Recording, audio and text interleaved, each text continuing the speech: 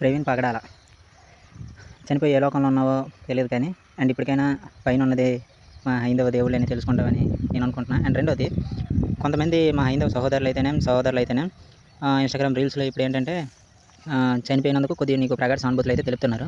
So నా విషయానికి వచ్చేసరికి అయితే నాకు నువ్వు చనిపోయినందుకు ఎటువంటి బాధ లేదు. ఎందుకు అని అంటే నువ్వు ఉన్నంతకాలం లేనిది ఉన్నట్టుగా మా హైందవ ధర్మం పైన నిప్పులు చల్లుతూనే చిమ్ముతూనే ఉన్నావు. సో నేను నీ పైన అయితే నాకు చాలా రెస్పెక్ట్ ఉండేది. కానీ ఒక్క వీడియో చూసా, దెబ్బకి మొత్తం పోయింది. ఎంతలా అంటే ఇప్పుడు నువ్వు చనిపోయినా కనీసం అరే పోయాడులే అని అనుకోవడానికి కూడా ఛాన్స్ లేకుండా అయిపోయింది. సో ఆ వీడియో కూడా మీరందరూ చూసేయండి. మేబీ ఈ వీడియో చూసాక మీ ఒపీనియన్స్ కూడా మారిపోతాయని అనుకుంటున్నా.